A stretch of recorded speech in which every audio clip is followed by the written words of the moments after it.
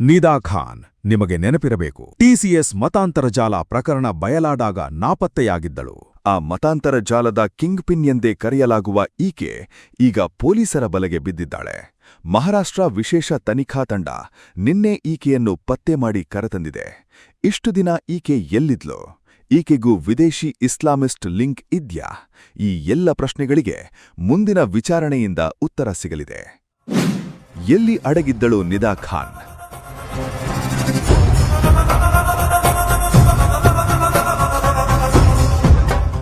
ಕಳೆದ 1 ತಿಂಗಳಿನಿಂದ ಪೊಲೀಸರಿಗೆ ಚಳ್ಳೆಹಣ್ಣು ತಿನ್ನಿಸಿ ತಲೆಮರೆಸಿಕೊಂಡಿದ್ಲು ನಿದಾ ಖಾನ್.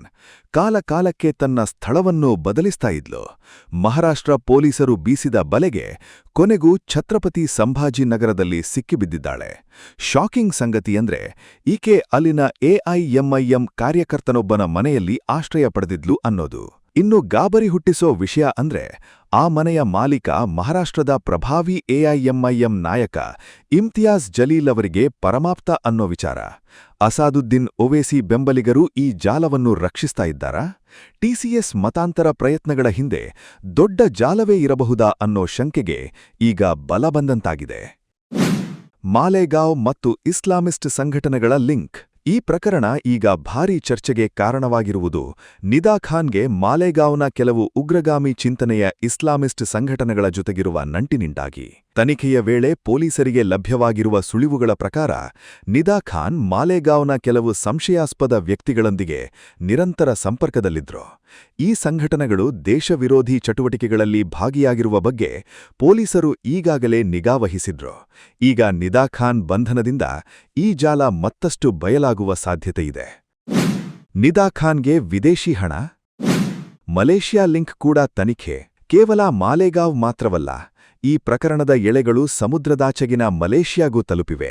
ನಿದಾ ಖಾನ್ ವಿದೇಶಿ ಹಣಕಾಸು ವ್ಯವಹಾರಗಳಲ್ಲಿ ಭಾಗಿಯಾಗಿದ್ದಾರೆ ಅಥವಾ ದೇಶದ ಒಳಗಿನ ಮತಾಂತರ ಚಟುವಟಿಕೆಗಳಿಗೆ ಮಲೇಷ್ಯಾದಲ್ಲಿರುವ ಕೆಲವು ವ್ಯಕ್ತಿಗಳು ನಿರ್ದೇಶನ ನೀಡ್ತಾ ಇದ್ರಾ ಎಂಬ ಪ್ರಶ್ನೆ ಮೂಡಿದೆ. ತನಿಖಾ ಸಂಸ್ಥೆಗಳ ಪ್ರಕಾರ ಆಕೆಯ ಬ್ಯಾಂಕ್ ಖಾತೆಗಳು ಮತ್ತು ಡಿಜಿಟಲ್ ಸಂವಹನಗಳಲ್ಲಿ ಮಲೇಷ್ಯಾ ಮೂಲದ ಲಿಂಕ್ಗಳು ಪತ್ತೆಯಾಗಿವೆ. ಬಯಲಾಗಲಿದೆ ನಿದಾ ಖಾನ್ ಸಂಚು. ನಿದಾ ಖಾನ್ಲನ್ನು ಹೆಚ್ಚಿನ ವಿಚಾರಣೆಗಾಗಿ ಪೊಲೀಸ್ ಕಸ್ಟಡಿಗೆ ಪಡೆಯುವುದು ಅತ್ಯಗತ್ಯ ಎಂದು ಪೊಲೀಸರು ನ್ಯಾಯಾಲಯಕ್ಕೆ ತಿಳಿಸಿದ್ದಾರೆ. ಈಕೆಯ ಹಿಂದೆ ದೊಡ್ಡ ಕೈವಾಡವಿರುವ ಸಾಧ್ಯತೆಯಿದೆ. ಈಕೆ ಕೇವಲ ಒಂದು ದಾಳಿಯಾಗಿ ಬಳಕೆಯಾಗುತ್ತಿದ್ದಳೆ ಅಥವಾ ಸಂಚಿನ ರೂವಾರಿಯೇ ಎಂಬುದು ತಿಳಿಯಬೇಕಿದೆ. ಕಸ್ಟಡಿಯ ಅವಧಿಯಲ್ಲಿ ಆಕೆಯ ಮೊಬೈಲ್ ಡೇಟಾ ಮತ್ತು ಇಮೇಲ್ಗಳ ತಪಾಸಣೆ ಕೂಡ ನಡೆಸಲಾಗುತ್ತೆ.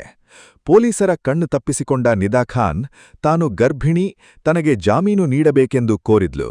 ಆದರೆ ನ್ಯಾಯಾಲಯ ಜಾಮೀನು ಅರ್ಜಿಯನ್ನು ತಿರಸ್ಕರಿಸಿತ್ತು.